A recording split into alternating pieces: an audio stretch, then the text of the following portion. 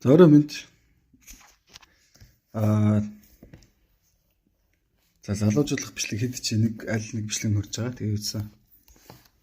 Номныхаа тухай ярилцаар дахиад явъя. Тэгээ энэ хүслийг биелүүлэгч хурууны ёг гэдэг нэг ном байхад идэг. Тэгээд энэ ном манай пэйж санал болгож байгаа дөрвөн номны нэгэнд нь байдаг мөртлөө ер нь бол нийтдээ 5 байдаг гэсэн. Хуучин өсгөн гах юм шиг бас нэг ном байдаг гэсэн.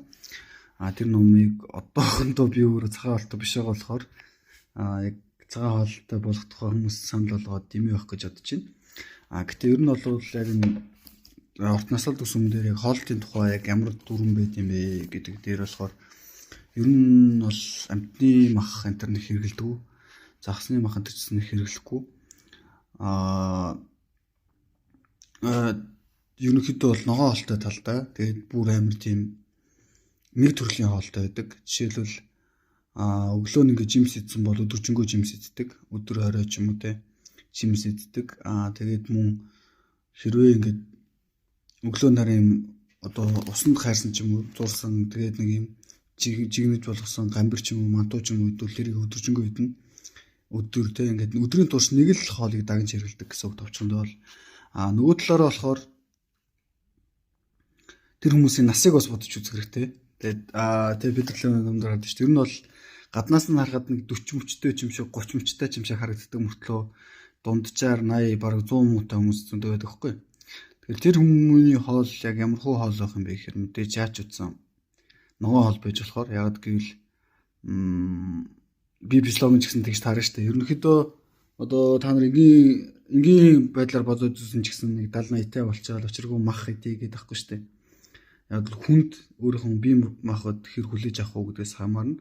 Дээрэс нь хүн чинь өөр энерги бит. Тэнгуут одоо энэ 5 махбодын энерги яриад байдаг шүү дээ. Тэгвэл ер нь бол ногоон хоолны ганц давуу тал нь юу гэхээр газрын шин чанар ус ногоо тийм агаар энэ бүх зүйлийг ингээд одоо жишээл зарим ногоо гэхэд чинь хий шин чанартай, зарим нь болохоор газар шин чанартай, тэ жишээл төмс ч юм уу эсвэл ингээд байцаа гэхэд чи илүү хий шин чанартай гэх юмчлээ ингээд ярьдэн шүү дээ. Тэнгуут одоо ерөнхийдөө бодлоо илүү энергийн төлөвтөг ойрхон бидний ороод амархан задрахууз тийм хоолнуудыг иддэг гэсэн үг. Дээрэс нь нэлээд маш сайн ажиллаа, тайван идэ тэрийг ингээд гулгуусараа дотоод руу ямар саадгүй болтолж ажиллаад иддэг гэдэг тийм дүрэн байгаа. Энийг болохоор мэдээж би та хэдэд нэг хахтар санал болгохгүй. Яагаад гэхээр нэгдүгürt би одоо өөрөө нэг тийм дүрмээр амьдрахгүй байгаа.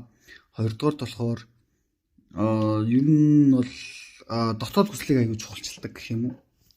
Наслаг төсөмд одоо жишээлбэл дасгал сурах арга барил дээр гэхэд чи энэ дээр байгаа штэ дасгал сурах арга барил дээр гэхэд биеийн даахгүй бол заавал хүчээр тоог нэгсгэж болохгүй.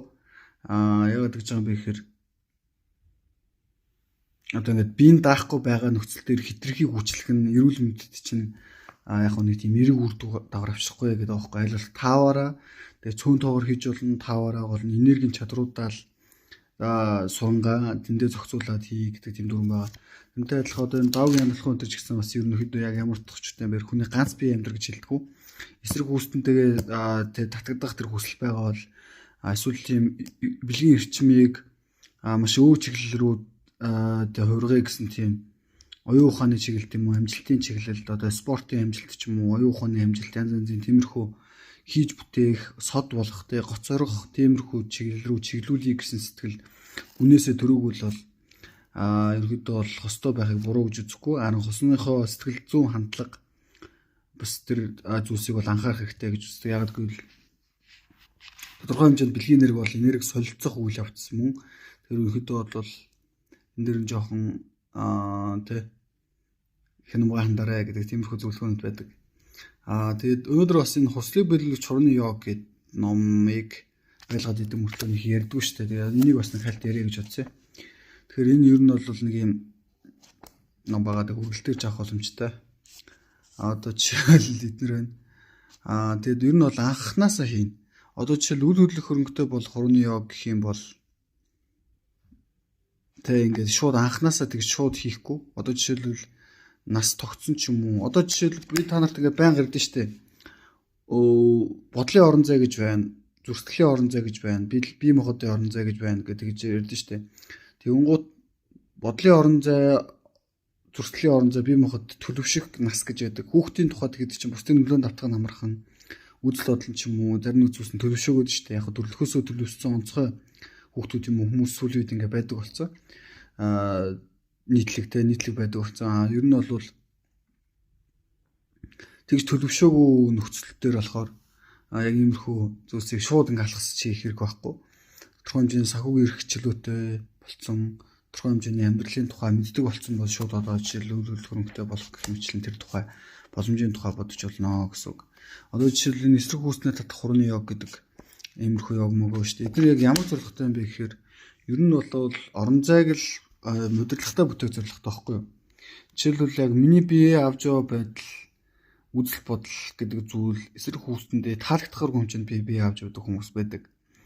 Гэтэл чин таалагдахаар хэмжээний бие авч явдаг хүмүүс байдаг шүү дээ. Одоо жишээлбэл нэг амар хүчтэй бэр чадaltaтай биш зүгээр зөв яриатай ч юм уу зөв хэлэмжтэй зөв сэтгхүүтэй байх юм бол эсрэг хүүстэндээ бас таалагдж болно. Тодорхой хэмжээнд шумаад авсан бол тэгт чин царайлаг тэг ингээ гоё бие хаатай ч юм уу ингээд мөнгө төрхтэй хэрнээ яг бие авч байгаа байдлаараа орон зайгаараа амжилтгүй байх тохиолдол байдаг байхгүй юу?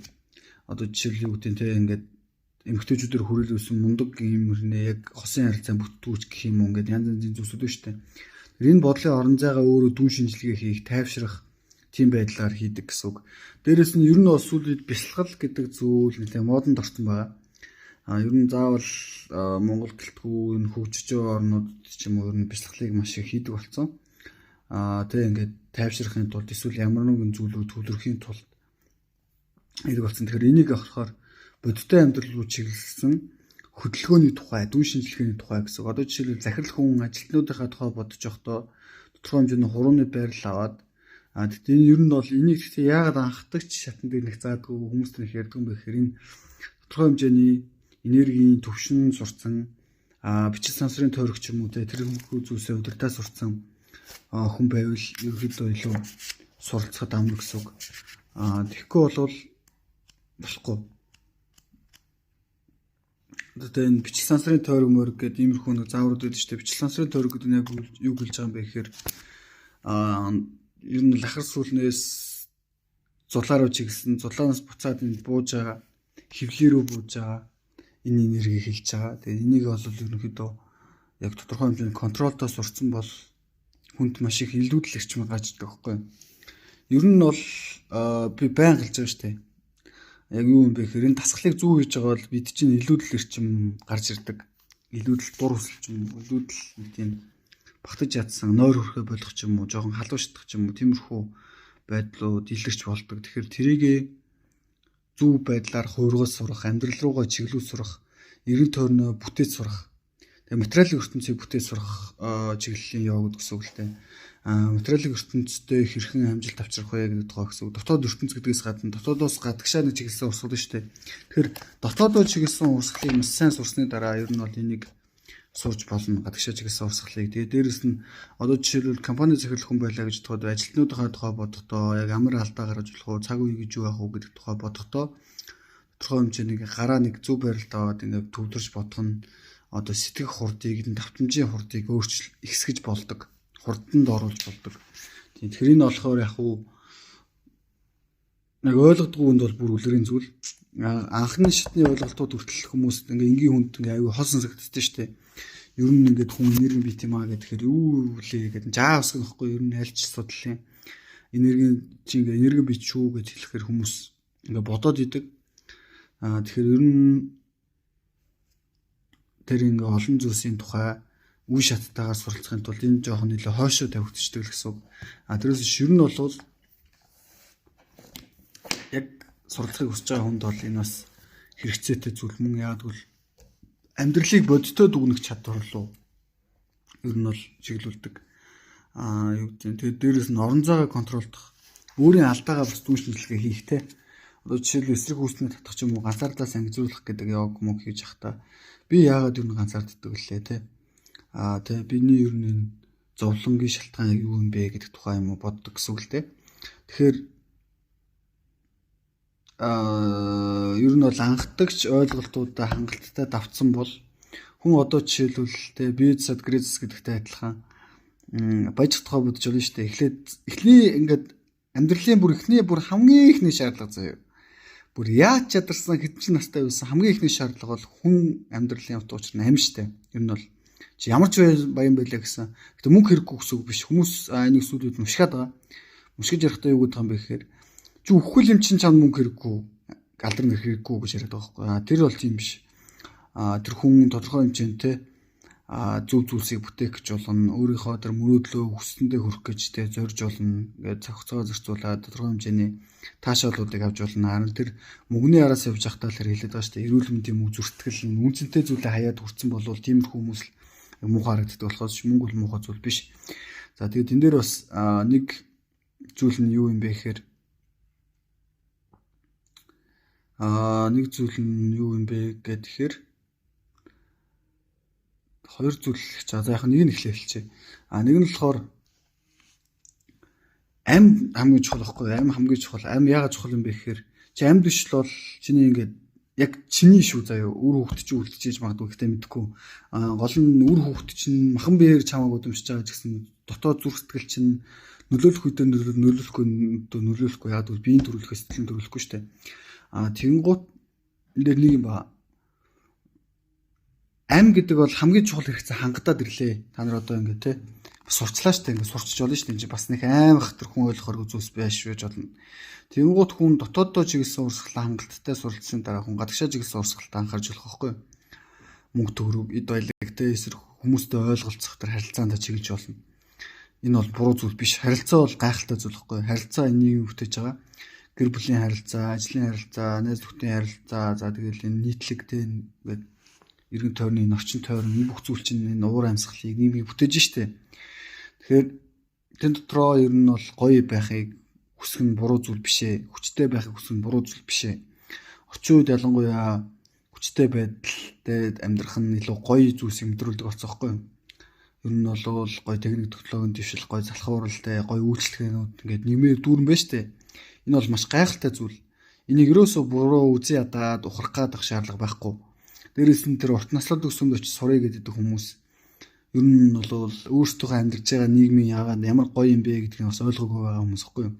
Эсвэл гоё юм шиг амьдарч чадаагүй, нийгмийн байр суурь олоогүй ч юм уу, зовлонгоор дүүрсэн бол хүн нэгдүгээр урт насыг урт хатаа амьдрахыг хүсдэг. Хоёрдугаар болохоор цухтаж амьдардаг. Тэгээ ид шидэс авралыг хайдаг. Хэрвээ хүн дайчин байгаад өөртөө ерөнхийдөө тулдаад хаач байсан энэ хөгжлийн үе шатыг ойлгосон бол хосын харилцаа болон энэ эргэн тойрны бүтээх амьдралтаа анхаарал хандуулж болно. Энэ бол дараагийн үе шатна гэсэн үг шүү. Өмнө ч гэсэн одоо 20 дугаар засгийн заавар дээр сэлдэж шүү дээ. 20 дугаар засгийн заавар дээр хүн бусдад ямар нэгэн хүчээ шийрлэхийн тулд тэр хүнд хангалттай хэмжээний эрчим хүч чадал байх шаардлагатай. Тэр үедээ хүн хүч чадлаа шийрлэж болно. Тэрээс наан бол шийрлэх гэвэл чи өөрөө ч ингээд хоосроо дуусна. Тэг өгөх чинь те ингээд үхэл гэдэг зүйл чам дээр нь чи тэр тусласан үндэ жолгоход тусалж чадахгүй. Энэ бол жоохон хатуу юм шиг мөртлөө өнөө хөлөд. Дээрээс нь мөнгөтэй хүмүүс ерөнхийдөө ямар хүмүүсэд юм бэ гэхээр жоохон амьдралыг бодтой хардаг харин хүмүүсэд жоохон хатуу юм шиг хүмүүсэд ч тэ нэг хувиачсан юм шиг. Гэтэ яг үндэ хувиачийг үзэл нь тэр хүн чанар бүх зүйл нь идээгүүл бол хувиачийг үзэл гэдгийн зөв хэлбэр бол айгүй сайн байхгүй юу? Амьдралаа хайрлах үзэл, эргэн тойрны үн цэнтэй хүмүүсээ хайрлах үзэл биш үү? Жишээл үр хөвгтэй ч юм уу те илүү дээр үзэх үзэл. Эдгээр бол нэг буруу биш, харин тэр үзлээсээ болоод хин нэг хохирогод байгаа л ажилчдынхаа үзэн ядалтыг төрүүлээд байна шүү дээ. Тэр үзлээсээ болоод ажилтнуудаа баг цалин байлын ингээд бүтэн тавихгүй хэрнээ хүүхэд нь гадаад дотоодод аригчдад дарстаад ч юм уу шоудад явж байгаа бол хүн ингээд тэр чараад бухимднэстэй. Тиймэрхүү бухимдлууд байгаа болохоос ер нь бол яг одоо яг зөв захирал ч юм уу зүүр хувьчийг үзэлгээд бол буруу зүйл биш. Тэгэж анхдагч хэрэгцээ шүү заяа. Бүр амьдралын бүх анхдагч зүйлс нь эхлээд өөрийгөө хайрлахаас эхэлдэг байхгүй юу? Өөрийгөө хайрлаагүй нөхцөл дээр чи ингээ өөр хүүхдээ хайрлж байна гэдэг чинь тойрогоор чи өөрийгөө хайрлж байна гэсэн үг. Яг л чиний ингээд үргэлжлэл учраас чи хайрлаж шүү дээ. Тэгээ дээрэс нь өөрийгөө зүүр хайрлах үзлийн зөв хэлбэрийг ингээ сүлж жоохон буруушаад байгаа байхгүй юу? Тэгээ нөгөө л муулдаг нөгөө буруу шашныхан буруу хэлбэрээр ярьдаг хүмүүс юу гэж яриад байдаг юм гэхээр чи мөнгийг бити хайрлаа. Чи зүгээр ингээ авраглалаа найдаа гэдэг нь. Эсвэл ингээд тэгээ ингээд хит их буруу юмнууд яриад байгаа байхгүй. Амьдралаа хайрлах үзэл. Тэгээ дээрэс нь яг энэ хүн бол төрсэн хувь заяагаа хайрлах үзлийг зүүр тунхлахгүйгээр ямар нэгэн байдлаар үхлийг сурталж болохгүй гэсэн шүү дээ. Ер нь бол бүр яг аргаа болсон нөхцөлд хойд насны аварч юм уу тиймэрхүү зүйлс бас яг уу байж болохоор. Гэтэ одоо яг ялангуяа одоо цаг үед бол хүн энэ амьд байгаа үеэ хайрлах, амьдралаа нэндэгнэх, хорон мөч бүрээ мэдэрч сурах энэ бол маш чухал зүйл болсон шүү дээ. Тэгэхээр иймэрхүү зүйлсийг бодож үзэх хэрэгтэй, сурах хэрэгтэй байна. Тэгээ дээрээс нь ер нь болвол энэ чинь ингээд тий нэг хүн ойлгохооргүй зүйлсүүд биш байхгүй юу? Зүгээр л нэг хитрхи өөр зүйлсүүд боошлогдсон, өөр зүйлсүүд төвлөрсөн. За дээрээс нь хүмүүс сүлээд яг хитрхи махан бай төвтэй болчиход байгаа. Мөнгөний аюул яг юу юм бэ гэхээр хитрхи юм дур усал ихтэй байх эсрэг хүсэндээ хит их татагдах аюул юм бэ гэхээр хүн махан бай төвтэй болчдөг. Бэлгийн энерги дамжуулж ингээд хамаг энерги алдчихад идэг. Тэгэд мэдээж бие махбод алдсан хамгийн түрүүнд нөхдөг хэсэг нь аль юм бэ гэхээр бэлгийн энерги нөхөх гэж тэмүүлнэ. Тэр үеигээ бид нар болохоор улам их дур усал хүсээд ингэж бодоод буруу яриад идэг. Тэгээ хоосрол моосрол янз бүрийн зүйлсээр толгоо өвдөлт гэх мэтчил янз бүрийн зүйлсээр бие махбод нь энергийн тусагдлынхаа тухай дохио өгөнгүүт тэрийг хүчээр имэрч юм унтраагаад ямар нэгэн зүйлсээр унтраангуудаа дахиад ингэж идэг. Тэрний оронд ерөнхийдөө бол бэлгийн энерги ч юм уу ер нь нэг эргэн тойрны хувирах гэдэг зүйл хизээ ер нь хамгийн илүү таашаалтай зөв харилцаа болох юм бэ гэхээр хангалттай эрчим хүчтэй байдаг байхгүй юу? Залуу хүний хувьд гэсэн үг. Эсвэл дээрэс нь чи настай байсан ч гэсэн хангалттай эрчим хүч чамд байгаа. Тэгээ чамаас илүү үе гарсан эрчим хүч хангалттай байдаг бол тэрийг заавал оюун ухааны хөгжид гэхээсээ илүү зүгээр л юм таашаал тиймэрхүү зүйлс зарцуулахыг хүсчиж болгохгүй юу? Хүн гэхдээ эхлээд хангалттай өөрөө дүүрэн болчоод илүү гарсан хөрөнгөө тодорхой хэмжээний процентууд хуваарлах хэрэгтэй шүү дээ. Одоо жишээлбэл арай эсрэг хүснэтэй таалагдах. Одоо ингээд чиний дотоод хүч 100% заяа. Чамаас илүү гарсан хүч 100% гэж бодъё заяа. Тэгвэл чи тэр 100 илүү гарсан 100-га яаж хуваарлах вэ? Чиний сонголтохгүй юу? Чи залуу ойлвол 50% нь эсрэг хүснээ таалагдахад зориулж олно.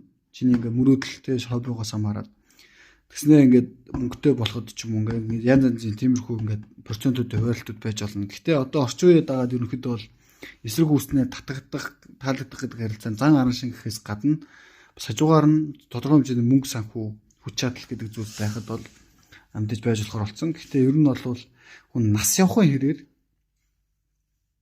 илүү мэдрэмж өндөртэй болохын хэрээр яах вэ гэхээр эсрэг үүснээ мөнгөөр татах биш харин зүрхтлээрээ татах тийм хандлагууд бас ихсэж болно.